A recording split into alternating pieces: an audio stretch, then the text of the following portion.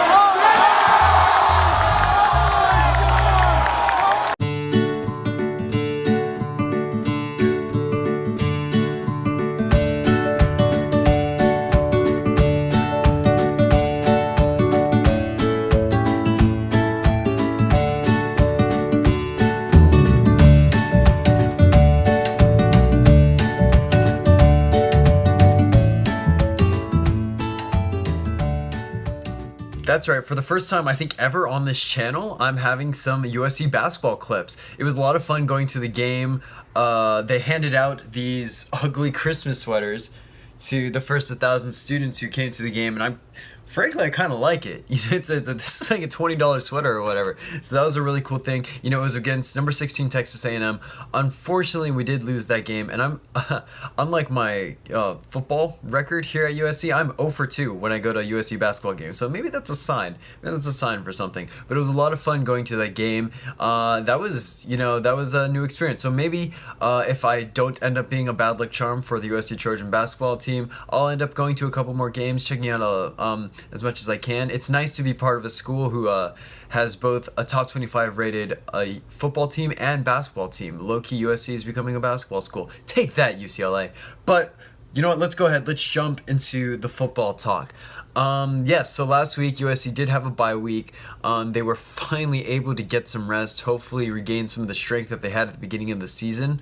But the rest of the nation did not slow down. Before we jump into the games that really mattered for the USC Trojans, let's look at the rest of the nation with number 2 Miami falling to Pitt, which was big for everyone in contention for the college football playoff, and then number 6 Auburn, just in my opinion, dismantling Alabama. The score didn't really represent how much Auburn really controlled that game. So those two giants fall right out of 1 and 2 slots for the college football playoff.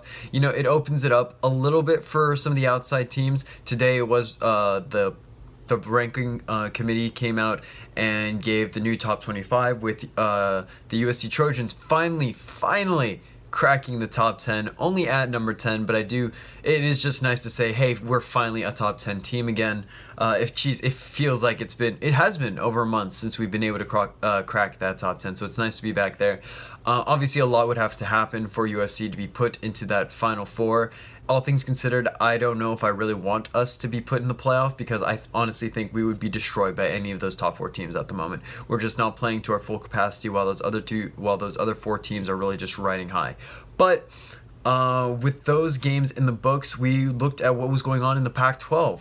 So we needed to watch the Apple Cup, the rivalry game between Washington and Washington State. If Washington were to win that game, we would play Stanford in the Pac-12 championship, and if Washington State were to win that game, we would play Washington State in a kind of a revenge game.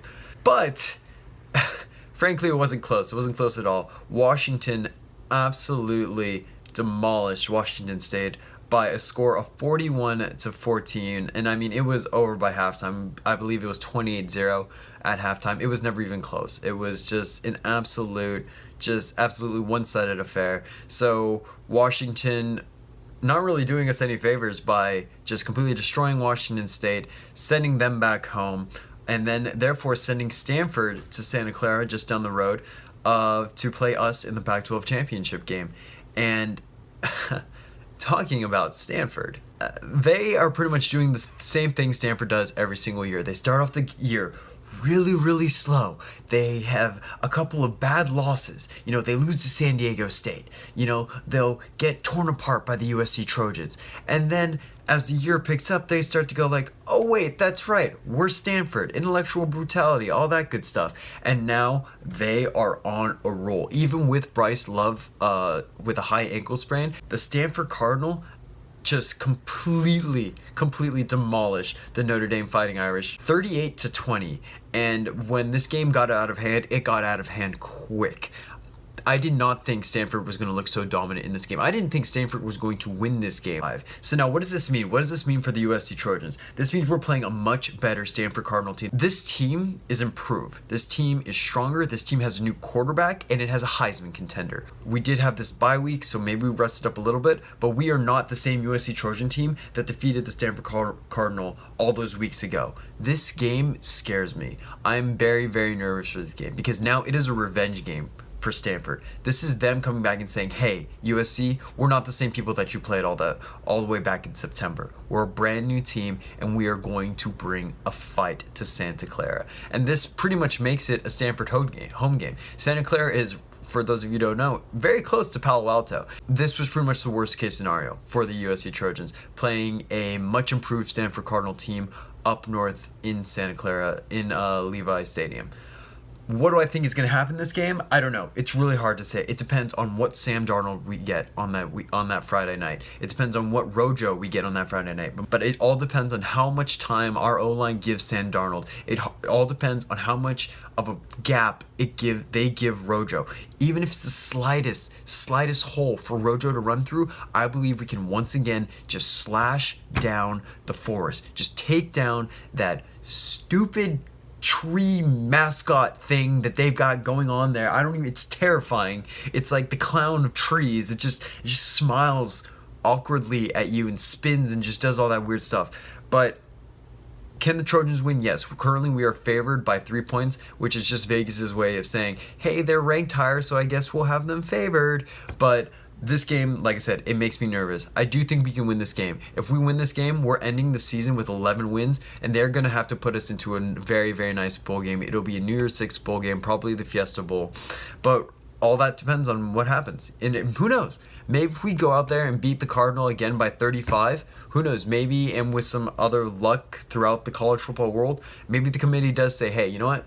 Look at this Trojan team. Once again, they're flying high. They're peaking at the perfect time. Maybe they put us at number 4. I doubt it'll happen. But, jumping up 6 spots, it's not impossible. I mean, look at Stanford. They jumped up, 12 spots this past week? Something insane like that. So I do believe anything is possible. And unfortunately, for the last week of the college football season, there is no perfect week. With UCLA defeating the Cal Bears in the annual UC Bowl, now UCLA is officially bowl eligible.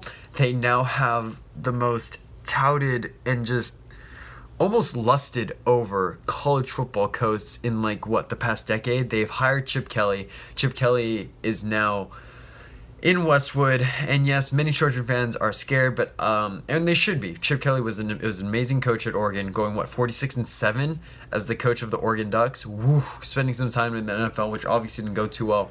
And he's going to be able to bring UCLA back to national dominance. But we're not going to go ahead and get into that right now. Maybe we'll have Sasha get into that sometime in the upcoming weeks while we are waiting for the bowl games to continue.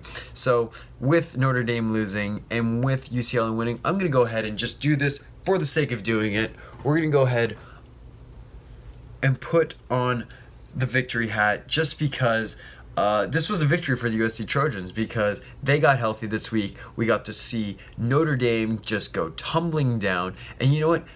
When UCLA and USC are both good at football, it's a win for not only Los Angeles, it's not only a win for the two schools, it's a win for college football. It makes college football a lot better. But I will see you guys next week after the Pac-12 championship game between the USC Trojans and the Stanford Cardinal. So until then, fight on and beat the farm. Bye-bye.